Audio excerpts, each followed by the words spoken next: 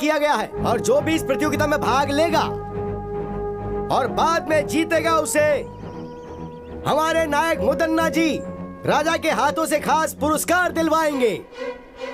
तो सभी प्रतियोगी लड़ने के लिए तैयार हो जाएं और जीत हासिल कर पुरस्कार प्राप्त करें।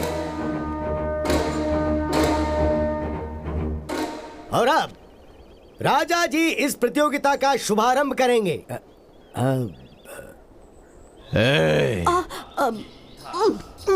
वो कह रहे खेल शुरू करना है। चल उठ जा बेटा, उठ जा। चल वहाँ दिखा।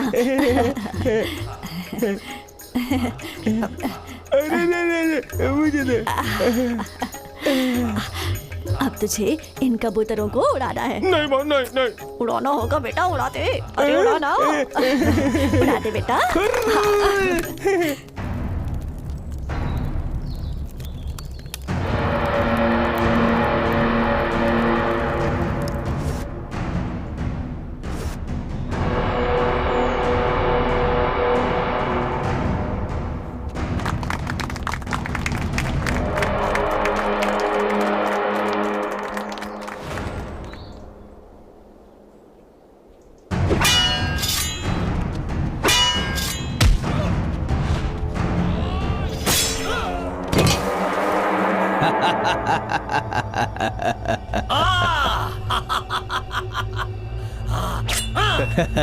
ए दवैया।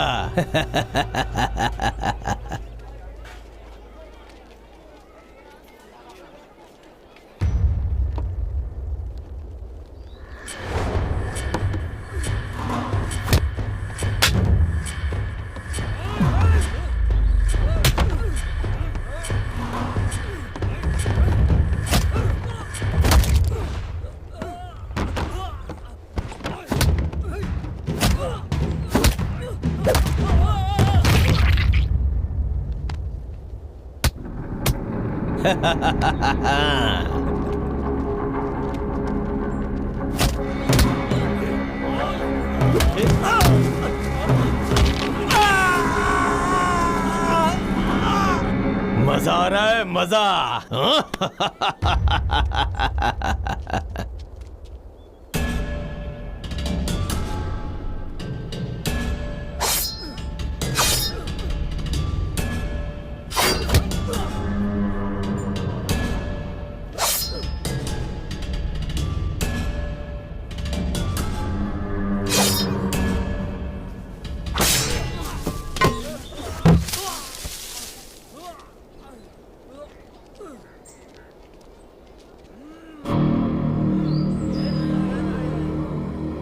सभी लोग सुने, इन चुनौतियों को पार करने के बाद जो भी खंबे में लगी हुई इस तलवार को निकालेगा वही असली बलशाली आदमी माना जाएगा।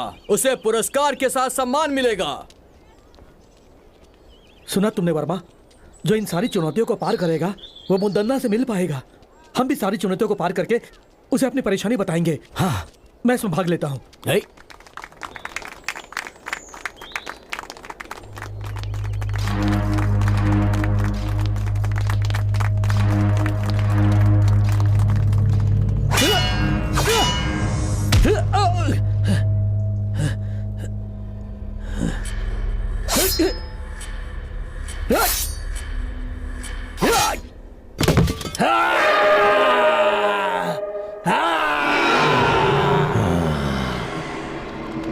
वर्मा, एक चुनौती मैंने जीत ली, अब अगली चुनौती जीतनी है। तुम्हें मुझे हिफाजत से घर पहुंचाना है। यहाँ के लोगों को देखकर ऐसा लगता है यहाँ कोई आम लोग नहीं है, सारे ताकतवर लोग लग रहे हैं। यहाँ की सारी चुनौतियों में मैं ही भाग लेकर मुदन्ना जी से न्याय मांगूंगा।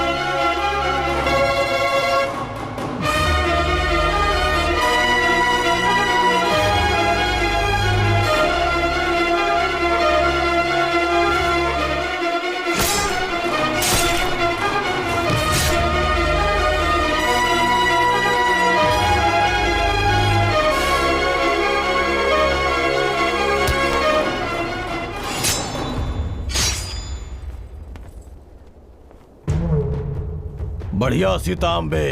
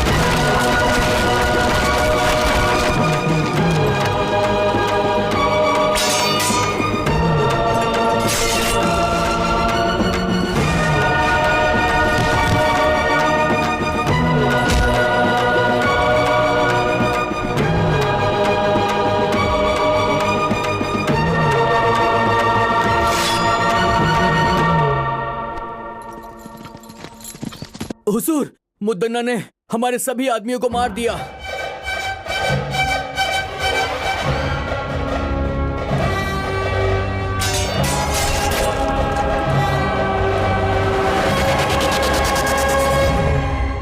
आज से पहले राजमहल का खजाना कभी कम नहीं हुआ था। इससे चिंतित होकर मुदन्ना ने इसके बारे में गहराई से सोचा।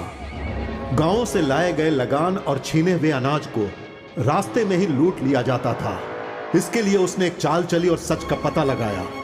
अगल बगल के गांव में बहुत बलशाली युवक थे, तो उसने एक लड़ाई की प्रतियोगिता करवाकर उसमें खतरनाक खेलों को शामिल किया और गांव से आए हुए युवकों को एक शक्तिशाली इंसान के साथ चुनौती करवाकर उन्हें मरवा दिया।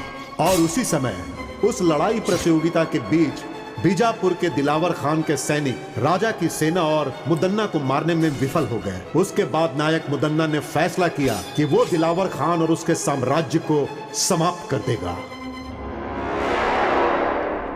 भैया भैया भैया, वो वर्मा कहां पर रहता है उसका पता लग गया है। कहां रहता है वो? पास के गांव के अखाड़े में रहता है वो भैया। आप मुझे मौका दीजिए।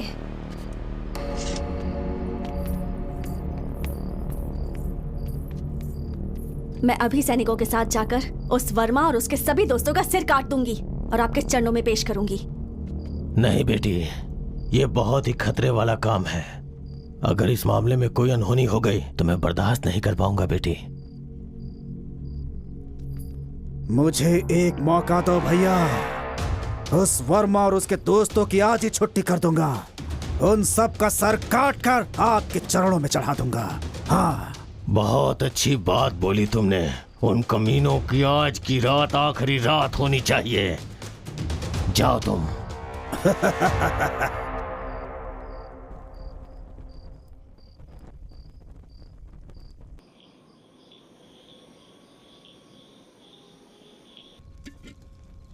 ओ भाई वर्मा, वो सीता हमारे साथ रहकर हमें ही धोखा दे रही थी। इसीलिए कहते हैं प्यार मौत के समान है। लेकिन सच में उसने गांव में रहकर बहुत बड़ा नाटक किया है। यकीन नहीं हो रहा। मुझे तो ऐसा लगता है कि वो मुदन्ना की गुप्तचर है। इस खेल में भाग लेने के लिए कहकर उसने हमारे प्राणों को संकट में डाल दिया। वो लड़की बहुत चालाक है, बहुत चालाक है।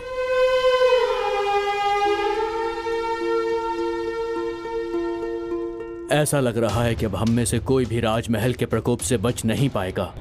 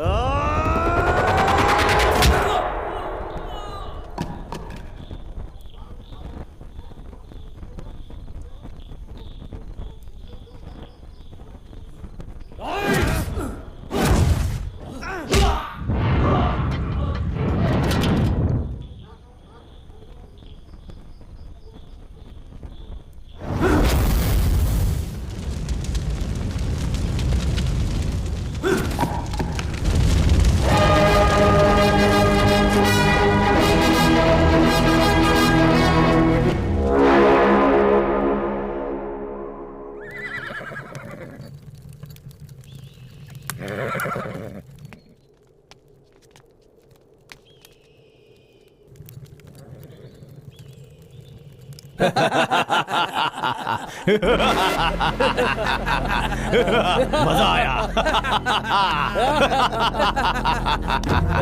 मजा आया, बहुत मजा आया, असली मजा। आ जाओ।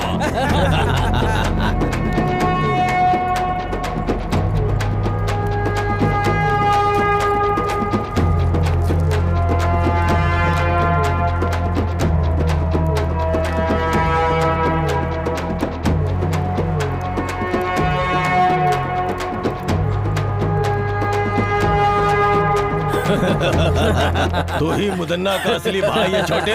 शाबाश।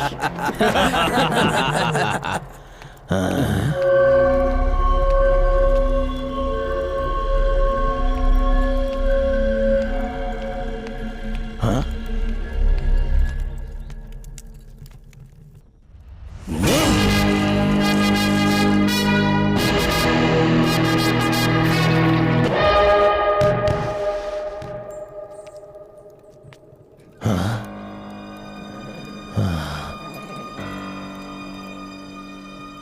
मुझे लगा मेरा भाई वर्मा का सिर काट के लाया है, लेकिन उसने तो मेरे भाई का ही सर काट के मुझे भेज दिया। ऐसा कभी सोचा नहीं था।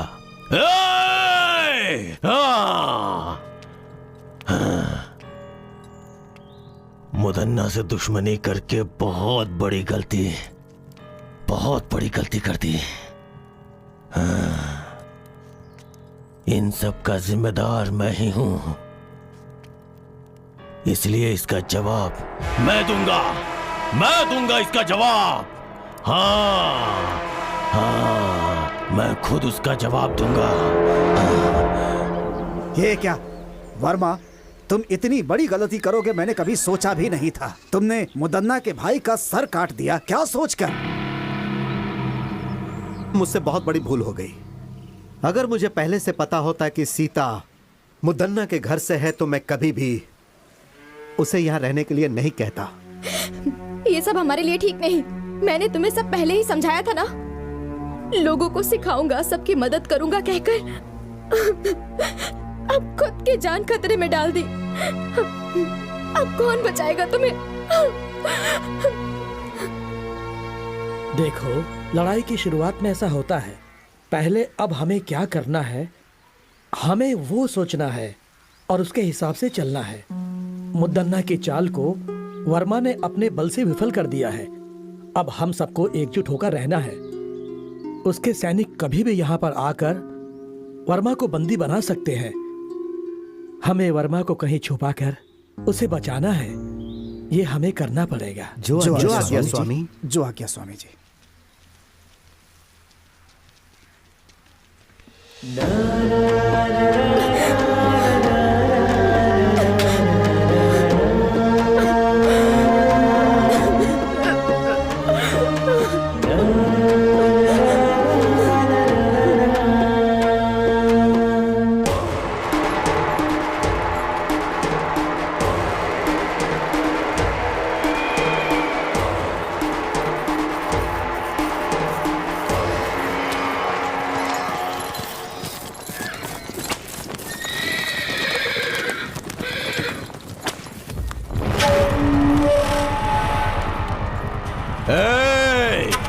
कहाँ है वो वर्मा?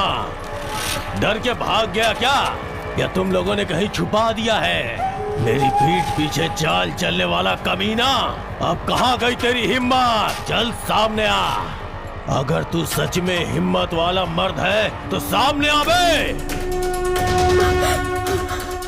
सीता,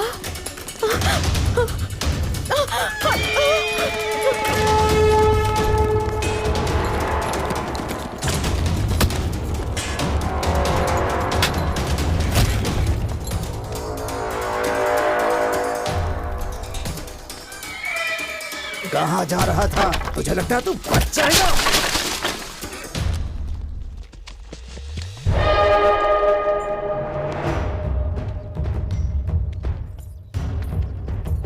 रुक जाओ मुदन्ना।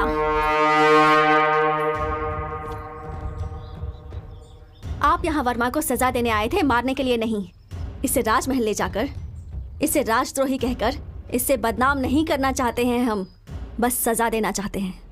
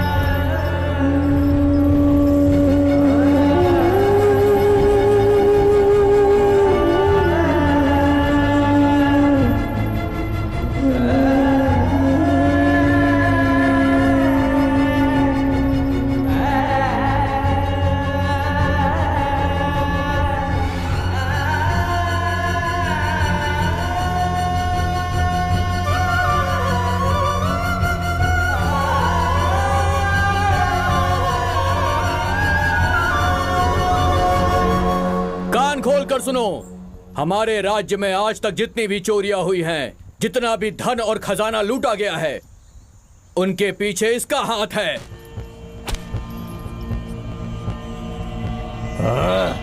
आप सब ध्यान से सुने।